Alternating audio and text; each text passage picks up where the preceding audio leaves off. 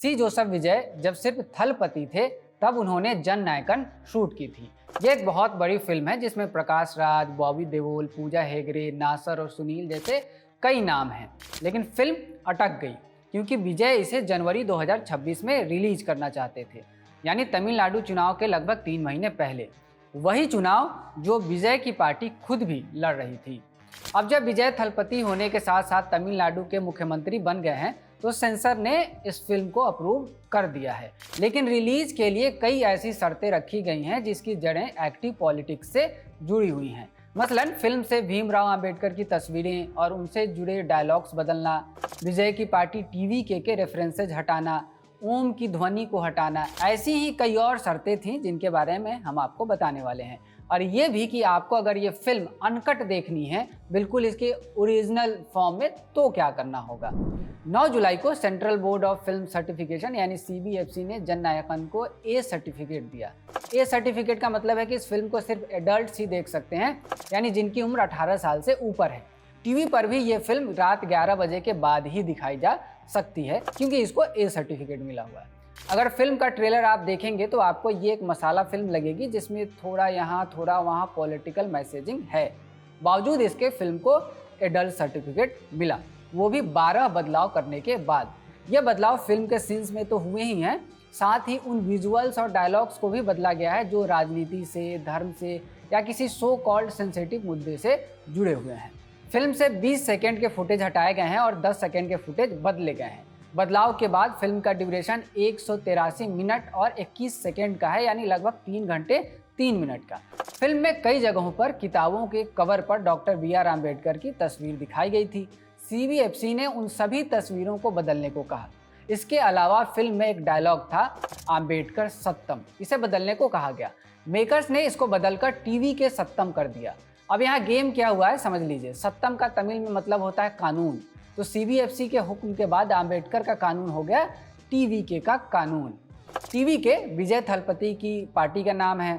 फरवरी 2024 में विजय ने अपनी पार्टी TVK बनाई थी और तभी उन्होंने कह दिया था कि वो 2026 का तमिलनाडु विधानसभा चुनाव लड़ेंगे और फिल्मों से धीरे धीरे दूरी बना लेंगे। फिर 2024 के सितंबर महीने में एक नया अनाउंसमेंट हुआ जिसमें बताया गया कि विजय अपनी एक आखिरी फिल्म बनाएंगे जिसका नाम होगा थलापति 69। ये नाम क्यों रखा गया था ये फिल्म मेकर्स ही बता पाएंगे, लेकिन बाद में इसको बदलकर जन नायकन कर दिया गया। उसी साल अक्टूबर महीने के आसपास जब इस फिल्म की शूटिंग शुरू हुई तब विजय पॉलिटिक्स में एक्टिव हो चुके थे, उनकी पार्टी बन चुकी थी। जन नायकन में भी जगह जगह TVK का रेफरेंस था। रेफरेंस का मतलब हुआ कि सीधे ना सही इशारों में कोई बात कही गई हो। इन सारे रेफरेंसेस को, वो चाहे डायलॉग्स में हो या विजुअल्स में, CBFC ने उन सब को बदलने के लिए कहा और वो बदले भी गए। यानी फिल्म में पहले TVK के रेफरेंसेस थे और अम्बेडकर सत्यम वाला डायलॉग बदलने के बाद तो मेकर्स ने इसमें डायरेक्ट TVK शब्द ही जोड़ दिया। इसके अलावा भी फिल्म में जितने बदलाव हुए हैं उन सब में कोई ना कोई पॉलिटिकल या रिलीजियस पहलू नजर आता है। मसलन कि एक सीन में तिरंगे को जमीन पर गिरते हुए दिखाया गया था जिसे CBFC की आपत्ति के बाद फिल्म से पूरी तरह से हटा दिया गया। इसके अलावा पूरी फिल्म में जहां भी ओम का जिक्र था, साउंड में या विजुअल्स में, उन सब को हटाया गया। भगवतम, रंगनाथर और सिलुवेला जैसे धार्मिक शब्दों को म्यूट कर दिया गया है। तमिल में भगवतम भागवत पुराण के लिए, रंगनाथर भगवान विष्णु के एक रूप रंगनाथ के लिए और सिलुवेला ईसाई धर्म से जुड़े क्रॉस के लिए इस्तेमाल होता है। कटनी छटनी का ये प्रोसेस यहीं खत्म नहीं होता। मसलन की फिल्म में एक ऑपरेशन का जिक्र आता है जिसको मेलुहा नाम दिया गया है। इस ऑपरेशन वाले सीन में न्यू इंडिया फ्रेज का इस्तेमाल हुआ था। CBFC ने इसे भी हटाने को कहा। न्यू इंडिया मतलब नया भारत, जो NDA से जुड़ा एक पॉलिटिकल नारा या विजन है। NDTV की एक रिपोर्ट के मुताबिक फिल्म में इराक के पूर्व राष्ट्रपति सद्दाम हुसैन की फांसी से जुड़ा एक डायलॉग था। हिंदी में उसका मतलब बनता है, फांसी पर तड़प रहा है सूअर।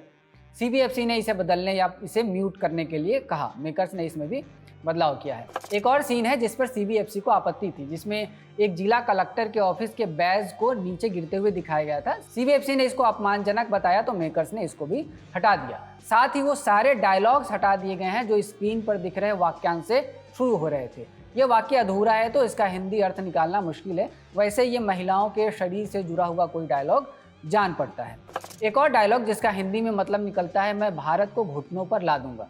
कई फिल्मों में आपने विलेन के मुंह से इस तरह के डायलॉग सुने होंगे। हालांकि जन नायकन से इसको म्यूट करा दिया गया है। इसके अलावा 2 और सीन है जिसको फिल्म से हटाया गया है। इन सीन्स में बच्चों को जलते हुए दिखाया गया था, उसकी जगह दूसरे सीन डाले गए हैं। साथ ही फिल्म में जहां भी शीला रानी नाम आया था उसे भी बदला गया है। अब ये शीला रानी का असल रेफरेंस क्या है वो फिल्म आने के बाद ही पता चल पाएगा। इस फिल्म की रिलीज में 7 महीने की देरी हुई है। जिन हिस्सों में बदलाव हुए हैं उनकी रीडिंग से फिलहाल तो ये फिल्म कोई सामान्य पॉलिटिकल वोकल फिल्म जान नहीं पड़ती है, इसका लेवल इससे कुछ ज़्यादा जान पड़ता है। लेकिन ऐसा CBFC की काट छांट के पहले था। काट छांट के बाद कितना बदलाव आया है और फिल्म के असल प्लॉट पर कितना फर्क पड़ा है ये पता चलेगा 24 जुलाई को, जब जननायकन सिनेमाघरों में रिलीज होगी। भारत में इस फिल्म का जो वर्जन देखने को मिलेगा वो इसका अनकट वर्जन नहीं होगा, लेकिन यूनाइटेड किंगडम में इसका अनकट मतलब ओरिजिनल वर्जन दिखाया जाएगा। फिल्म को यूके में जो एजेंसी डिस्ट्रीब्यूट कर रही है उसका नाम है अहिंसा एंटरटेनमेंट। इस एजेंसी ने अनाउंस किया है कि यूके में फिल्म को बिना किसी कट या बदलाव के 15+ रेटिंग मिली है, यानी वहाँ जननायकन को बिना किसी काट छांट के 15 साल से अधिक उम्र के लोग देख पाएंगे। फिलहाल फिल्म को लेकर माहौल तो बन ही गया है, खासकर विजय के अपने स्टेट में। लेकिन जिस फिल्म के रिलीज के पहले ही इतने सारे विवाद हो चुके हैं, उसके रिलीज के बाद और कितने होंगे या नहीं होंगे ये फिल्म के आने के बाद पता चल ही जाएगा। वो अपडेट्स भी हम आपको खबरगांव पर बताएंगे, इसलिए चैनल को सब्सक्राइब कर लीजिए। इस वीडियो में इतना ही। मेरा नाम है रवि सुमन। कैमरे पर इस वीडियो को रिकॉर्ड किया हमारे साथी आनंद ने।